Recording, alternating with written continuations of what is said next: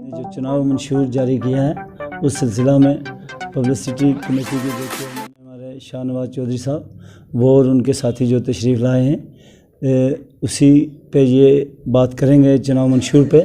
तो मेरी तरफ से तो मैं ये कहूँगा, सबसे पहले हम इनको भी वेलकम करते हैं और आप जितने साथी मीडिया से मुंसलिक हैं, आप लोग यहाँ तशरीफ़ लाए, हम आपके शुक्रगुज़ार हैं कि आप लोगों ने हर वक्त मज़लूम की आवाज़ को ऊपर उठाया है।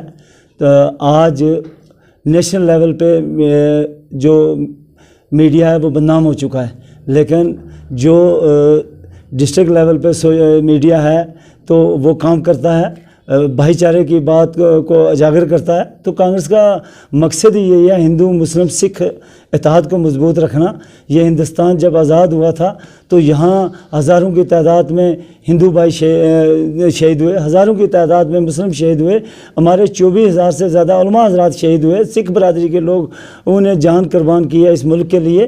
तो तब हिंदुस्तान बना और आज हम ये महसूस कर रहे हैं कि हिंदुस्तान को कोई बैरूनी किसी ममालिक से ख़तरा नहीं। अगर ख़तरा है हिंदुस्तान को तो हमारा जो भाईचारा के दरमियान जो दरारें डाल रही है जो इस वक्त मौजूदा हुकूमत है भारतीय जनता पार्टी, तो आने वाले वक्त में भी उन्होंने अपना जो चुनाव मंशूर जारी किया है उससे यहाँ है कि ये फ़िरका परस्ती को अरूज पे ले जाएंगे।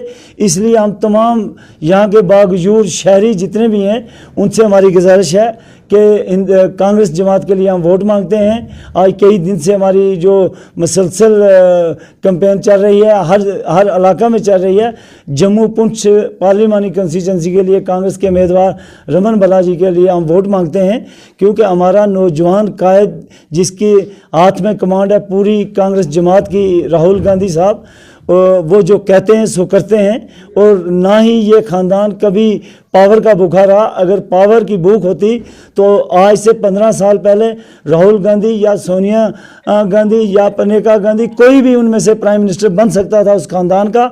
लेकिन उन्होंने इस देश को मजबूत रखने के लिए, इस भाईचारा को मजबूत रखने के लिए ऐसी कम्युनिटी जो सबसे कम है, 2.5% भी नहीं जिनकी पॉपुलेशन, उस कम्युनिटी के एक फ़र्द को इस पूरे मुल्क के वज़ीर आज़म का ओहदा सौंप दिया। ये तो आज भी कांग्रेस जमात, सबसे बड़ी बात है कांग्रेस जमात भाईचारा के लिए, कांग्रेस जमात अमन के लिए लड़ रही है। बहुत बहुत स्वागत सारे मीडिया पर्सन्स का। 2019 का लोकसभा चुनाव पूरे देश के लिए बहुत महत्वपूर्ण और तारीखी चुनाव रहेगा, क्योंकि इस वक्त देश बड़े नाजुक हालात से गुजर रहा है। जिस तरीके से पिछले चुनाव में 2014 में नरेंद्र मोदी जी ने, भाजपा ने इस मुल्क के साथ बड़े बड़े वादे किए, एक भी वादा पूरा नहीं हुआ, देश को खोखला कर दिया। चाहे 15 लाख देने का वादा किया, नहीं पूरा हुआ। 2 करोड़ नौकरियां हर साल देने का वादा किया था नौजवानों को, और 4 लाख से ज़्यादा एक साल में रोज़गार नहीं दे पाए। और कहा था कि हम ब्लैक मनी वापस लाएंगे, वो ब्लैक मनी वापस नहीं आया। कहा था कि महंगाई कम करेंगे, और महंगाई आज 3 गुना जो है वो बढ़ गई है इस 5 सालों में। पेट्रोल डीजल की कीमतें कम करने का कहा था, हालांकि उस वक्त जब मनमोहन सिंह जी की सरकार थी कांग्रेस की, तब इंटरनेशनल मार्केट में जो रेट था ऑयल का, वो प्राइसेस आज 3 गुना कम हो गई हैं। उसके बावजूद आज डीजल और पेट्रोल की कीमतें आसमान छू रही हैं। किसानों के साथ वादा किया था कि देश के किसानों का कर्जा माफ़ करेंगे, किसानों की हालत बेहतर करेंगे, मगर पूरे मुल्क में आज किसान आत्महत्या कर रहे हैं, सुसाइड कर रहे हैं। और उनकी जो मिनिमम सपोर्ट प्राइस थी, तो फसलों की लागत की वो कीमत गिर गई है, किसानों के बुरे हालात हैं। और उन्होंने उनका कर्जा तो माफ़ नहीं किया, लेकिन जो मोदी जी के दोस्त थे, अडानी, अंबानी, विजय माल्या, जो बड़े बड़े अमीर दोस्त थे, उनका 3.5 लाख करोड़ रुपया कर्जा जो है वो सरकार ने माफ़ कर दिया। और वो सारा पैसा लेके वो सारे एक एक करके सारे विदेश में भाग गए, फ़ॉरेन भाग गए, और सरकार की मर्ज़ी से, सरकार की कंसेंट से वो यहाँ से देश छोड़ के भाग गए।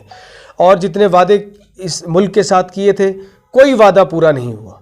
आज इसलिए लोग परेशान हैं। जिस तरीके से डीमोनेटाइजेशन की मार दी पूरे मुल्क को, एक बड़ा स्कैम जो है वो आने वाले दिनों में सामने निकल कर आएगा। GST की मार आम आदमी पे दी, व्यापारी पे दी, लाखों नौजवान बेरोज़गार हो गए पूरे मुल्क में।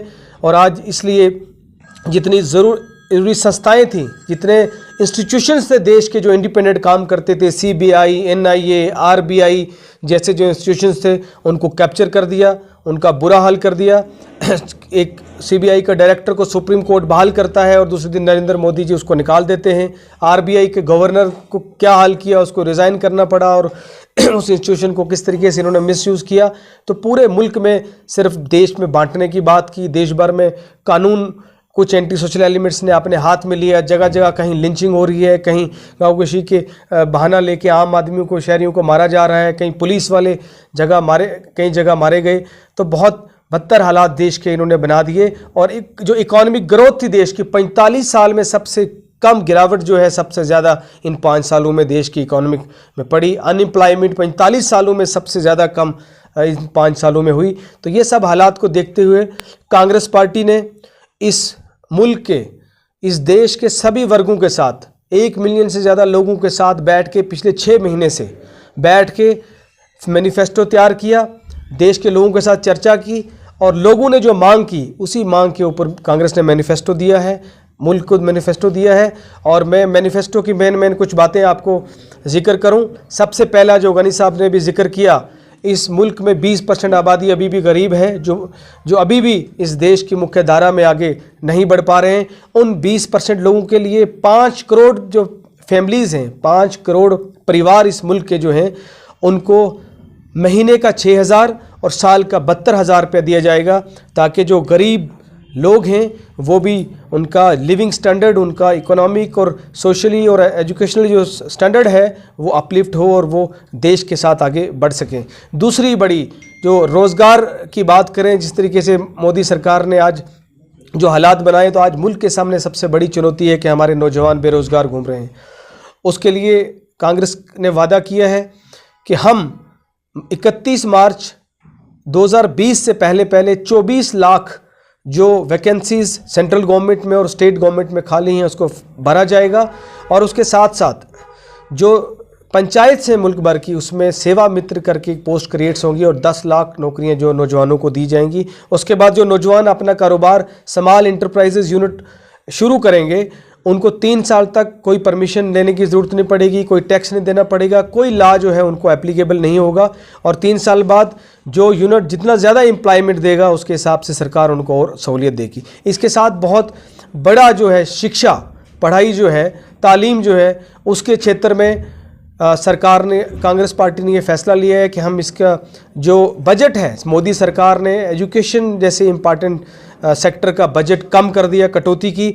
हम उसको 2023-24 तक उसका बढ़ा के हम 6% GDP का बजट करेंगे। और पहली क्लास से लेके 12वीं क्लास तक मुल्क में एक तारीखी फैसला लिया है कि पहली क्लास से लेके 12वीं क्लास तक मुफ्त एजुकेशन सरकार देगी और कंपलसरी एजुकेशन करेगी, ताकि इस मुल्क के जो गरीब बच्चे हैं उनको मुफ्त पढ़ाई मिल सके और कोई भी बच्चा जो है गरीब वो पढ़ाई में पीछे ना रह सके और इस मुल्क को आगे बढ़ाने में अपना रोल प्ले कर सके। ये बहुत बड़ा ऐतिहासिक फैसला है। इसके साथ साथ महिलाएं जो हमारे मुल्क में बराबर की आबादी है, औरतों की आबादी है, उनके लिए पार्लियामेंट के पहले सेशन में हम बिल लाएंगे और 33% पार्लियामेंट में और जो असम्बलीज़ हैं विधानसभा, उनमें 33% रिजर्वेशन दी जाएगी। और जो सेंट्रल गवर्नमेंट की नौकरियां हैं, जॉब्स हैं, उसमें भी 33% रिजर्वेशन दी जाएगी। इसके साथ साथ हम अगर हम हेल्थ केयर की अगर बात करें, स्वास्थ्य की, तो ये फैसला लिया है कांग्रेस पार्टी ने कि अगर कांग्रेस की सरकार आएगी तो ये कानून लाएंगे। हम पूरे देश में ये सुनिश्चित करेंगे कि मुफ्त जो है डायग्नोस्टिक, मुफ्त ट्रीटमेंट, जो आम आदमी का हक है, हर एक को मुफ्त हेल्थ केयर जो है वो मिल सके। ये भी एक बड़ा तारीखी फैसला लिया।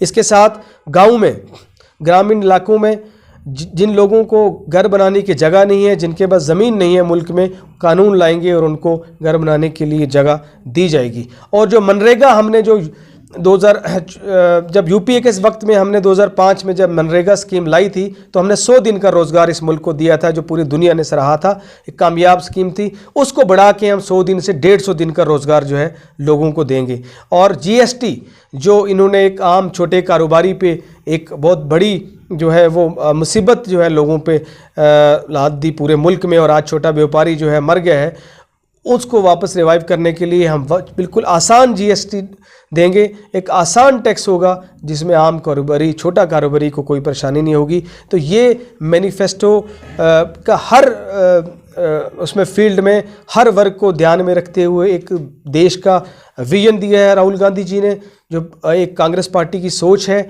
और यही लेके हम मुल्क को आगे ले जाएंगे। दूसरी तरफ बीजेपी के मैनिफेस्टो आप लोगों ने देखा, तो बीजेपी के मैनिफेस्टो एक आदमी ने बैठ के कमरे में बना, 4 लोगों ने बैठ के बनाया है 5-10 दिन में, और वही बातें जो झूठ पिछले वो कई इलेक्शनों में हर मैनिफेस्टो में डालते हैं, वही झूठ उन्होंने इस मैनिफेस्टो में भी डाले हैं। तो बिल्कुल साफ है, मेरी आप लोगों के थ्रू लोगों से अपील है कि आप कांग्रेस पार्टी के मैनिफेस्टो को गौर से समझें, पढ़ें, और उसके बाद 11 तारीख को वोटिंग डे है, आप सब लोग निकलें और रामन भल्ला जी को वोट करके कांग्रेस पार्टी के राहुल गांधी जी के नेतृत्व में, उनकी सदारत में मुल्क में कांग्रेस की सरकार लाएं, ताकि इस मुल्क को बचाया जा सके, मुल्क की जमहूरियत को, लोकतंत्र को, डेमोक्रेसी को बचाया जाए। जो सबसे बड़ा खतरा है, इस मुल्क के संविधान को, कॉन्स्टिट्यूशन को बचाया जाए। इसी के साथ मैं आप सबका बहुत धन्यवाद करता हूँ।